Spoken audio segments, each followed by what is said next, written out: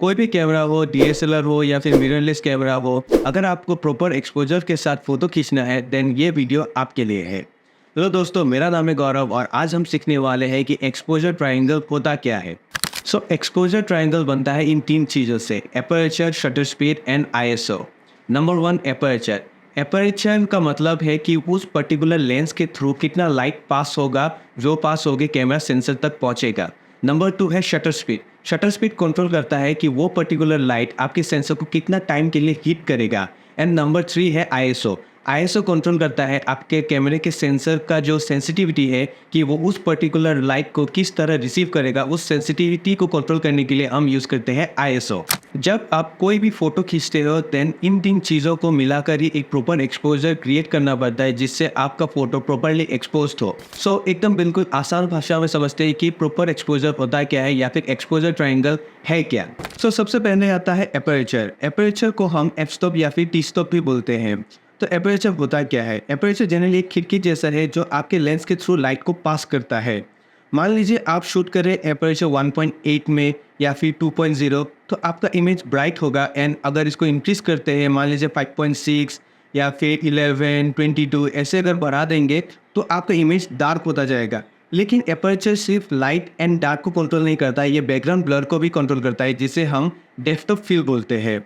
तो मान लीजिए आप कोई भी सब्जेक्ट को शूट कर रहे हैं एपर्चर 5.6 में और उसका पीछे जो बैकग्राउंड है वो थोड़ा विजिबल हो रहा है। लेकिन अगर आप उस एपर्चर को बढ़ा देंगे, मतलब उसका वैल्यू कम करेंगे, जैसे मान लीजिए 5.6 से लेके आप 1.8 तक लेके आएंगे, देन उसका बैकग्राउंड का जो ब्लर है वो ब्लर ज़्यादा हो जाएगा। सिमिलरली अगर आप उसका एपर्चर को f11 कर देंगे मान लीजिए, देन उसका बैकग्राउंड जो है वो ज़्यादा विजिबल आएगा, मतलब उसका बैकग्राउंड कम हो जाएगा। तो हम एपर्चर से ब्राइटनेस के साथ जो उसका बैकग्राउंड ब्लर है, जिसे हम डेप्थ ऑफ फील्ड बोलते हैं, वो भी कंट्रोल करते हैं। कोई भी एग्जांपल दिखाने से पहले मैं आपको एक बात बता दूं कि एक्सपोजर ट्रायंगल का जो फैक्टर है, जैसे आईएसओ, शटर स्पीड या फिर एपर्चर, ये सब इंटर रिलेटेड है। आप एक का वैल्यू चेंज करेंगे, दूसरे का वैल्यू को भी चेंज करना पड़ेगा। मान लीजिए आपने शटर स्पीड को इंक्रीज किया है, 100 से 500 तक गए हैं, देन आपको या तो आईएसओ बढ़ाना पड़ेगा या फिर एपर्चर को भी कम करना पड़ेगा। तो पूरा का पूरा जो ये 3 चीज़ें हैं वो तीनों इंटर रिलेटेड है। आपको जब मैं एग्जांपल से दिखाऊंगा तो आपको समझ में आएगा, लेकिन ये आपको बता दिया ताकि आपको इजीली समझ में आए।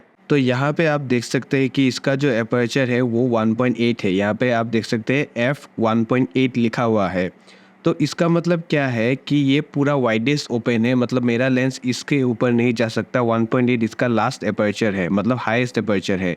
तो यहाँ पे आप देख सकते हैं कि जो बैकग्राउंड में लेंस है, मतलब पॉइंट ए दिखा रहा है लेकिन पॉइंट बी ब्लर है।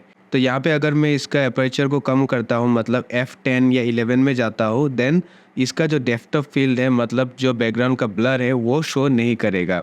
अभी मैं इसका एपर्चर इंक्रीज़ करता हूँ, आप देख सके 2.2, 2.5, और जितना मैं बढ़ा के जा रहा हूँ, जो पॉइंट बी है वो विजिबल होता जा रहा है। लेकिन इसके साथ ये इमेज भी डार्क हो रहा है, इसीलिए मैंने बोला था इसका दूसरा सेटिंग्स भी चेंज करना पड़ेगा। जैसे अभी एपर्चर अगर मैं 11 में रखता हूँ, देन मुझे अभी आईएसओ इंक्रीज़ करना पड़ेगा। आप देख सकते हैं मैं आईएसओ इंक्रीज़ कर रहा हूँ। जैसे आईएसओ इंक्रीज़ हो गया, आईएसओ और एपर्चर दोनों के साथ अभी देख सकते हैं बैकग्राउंड भी विजिबल है, पीछे का जो वायर्स है वो भी शो कर रहा है, और point A and point B दोनों शो कर रहा है। अगेन मैं अगर एपर्चर कम करता हूँ, मतलब इसका नंबर कम करता हूँ, देन आप देख सकते हैं फिर से ब्लर बढ़ गया है, डेप्थ ऑफ फील्ड बढ़ गया है, लेकिन ये ब्राइट भी हो चुका है। इसको ब्राइटनेस कम करने के लिए हम क्या करेंगे, हम इसका आईएसओ को कम करेंगे। आप या तो आईएसओ कम या ज़्यादा कर सकते हैं, या फिर आप शटर स्पीड को भी कम कर सकते हैं। नेक्स्ट आता है आपका शटर स्पीड। जैसा कि मैंने बताया, शटर स्पीड कंट्रोल करता है कि वो लाइट जो एपर्चर के थ्रू अंदर आ रहा है, वो आपके सेंसर को कितना टाइम के लिए हिट करेगा।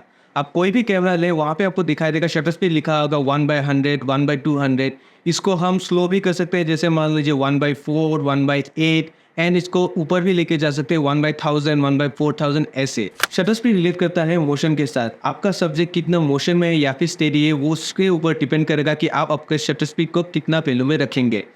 फॉर एग्जाम्पल, अगर आप शूट कर रहे हैं कोई प्लेयर को या फिर कार जो मूव कर रहा है, देन आपको शटर स्पीड बहुत हाई रखना पड़ेगा ताकि वहाँ पे ब्लर नज़र ना आए। लेकिन अगर आप स्टेडी ऑब्जेक्ट को शूट करें, जैसे वो कार अगर खड़ा है कहीं पे, या फिर आप कोई सब्जेक्ट टेबल पे रख के शूट करें, देन आप उसका शटर स्पीड को कम रख सकते हैं, मान लीजिए 100 या फिर 100 से नीचे भी रख सकते हैं। और आपका जो मूविंग ऑब्जेक्ट होगा, जैसे कोई प्लेयर खेल रहा है या फिर कोई कार मूव कर रहा है, देन वहाँ पे शटर स्पीड 1000 तक भी जा सकता है या फिर उसके ऊपर भी जा सकता है। तो शटर स्पीड टोटली डिपेंड करता है कि आपका मोशन क्या है, उसके ऊपर आप उसके वैल्यू को चेंज करेंगे। तो शटर स्पीड एक्सप्लेन करने के लिए मैंने यहाँ पे एक बॉल का यूज़ किया है। जैसा कि आप देख सकते हैं यहाँ पे मेरा शटर स्पीड है 1/50। सो क्योंकि मेरा बॉल यहाँ पे स्टेडी है, बिल्कुल एक जगह पे है एंड यहाँ पे कोई मूवमेंट नहीं है, तो अगर मैं 1/50 में शूट करता हूँ देन यहाँ पे कोई भी मोशन ब्लर नज़र नहीं आएगा और जो इमेज है वो बिल्कुल शार्प नज़र आएगा, बिल्कुल ऐसा।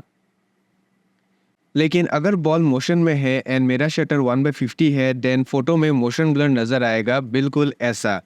यहाँ पे ये इसीलिए है क्योंकि बॉल का स्पीड ज़्यादा है और शटर का स्पीड कम है, इसीलिए यहाँ पे मोशन ब्लर नज़र आ रहा है। तो मोशन ब्लर को रिमूव करने के लिए शटर स्पीड को इंक्रीज़ करना पड़ेगा, लेट्स से 200। यहाँ पे जैसे ही शटर स्पीड इंक्रीज़ किया, जो ब्राइटनेस है वो कम हो गया, इसीलिए हम यहाँ पे ISO को इंक्रीज़ करेंगे। इसीलिए इसे ट्रायंगल कहते हैं, क्योंकि तीनों को एक साथ बैलेंस करना पड़ता है, या तो ISO इंक्रीज करेंगे या फिर एपरेचर को। अभी अगर सेम बॉल को मोशन पे रख के 1/200 शटर में शूट करते हैं तो आप देख सकते हैं जो मोशन ब्लर है वो बहुत कम हो चुका है। लेकिन मोशन ब्लर को और कम कर सकते हैं अगर हम शटर को इंक्रीज करेंगे, for example let's say 800 and अभी ISO भी इंक्रीज करना पड़ेगा इसके साथ। यहाँ पे मोशन ब्लर बिल्कुल नहीं है, लेकिन हमने ISO इतना इंक्रीज कर दिया है कि अब नॉइज नज़र आ रहा है। मेरा अगर कोई असिस्टेंट होता तो थोड़ा और अच्छे से ये एग्जांपल में दिखा पाता। एंड लास्ट में आता है ISO। ISO का दूसरा कोई काम नहीं है, सिर्फ कंट्रोल करता है आपके इमेज के ब्राइटनेस को। जैसे मान लीजिए शटर स्पीड से हम मोशन ब्लर को कंट्रोल करते हैं या फिर एपर्चर से हम कंट्रोल करते हैं कि डेप्थ ऑफ ब्लर क्या होगा। लेकिन यहाँ पे ISO का एक प्रॉब्लम है, आप लो लाइट में शूट कर रहे हैं और आपको ब्राइट करना है, इसीलिए आपने ISO को 12,000 कर दिया या फिर 25,000 के ऊपर रख दिया।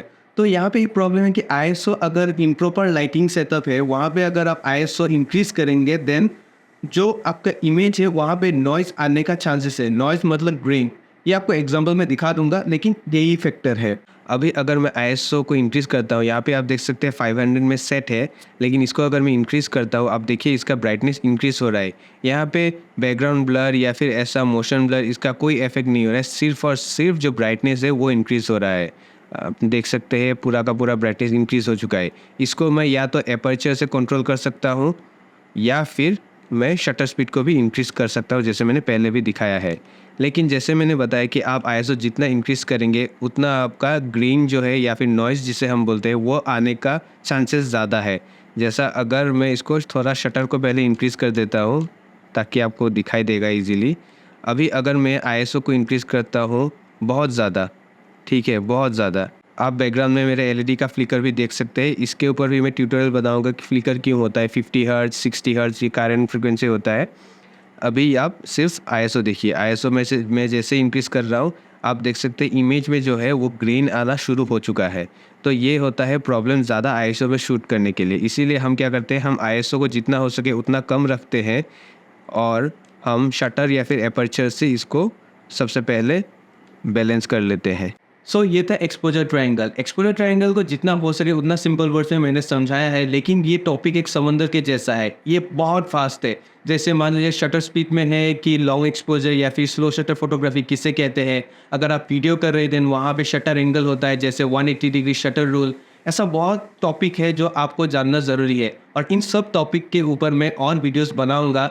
लेकिन अगर आपको ये वीडियो अच्छा लगे और आपको मेरा वीडियो अच्छा लगता है देन आप मेरे चैनल को प्लीज़ सब्सक्राइब कीजिए and I will see you in the next video.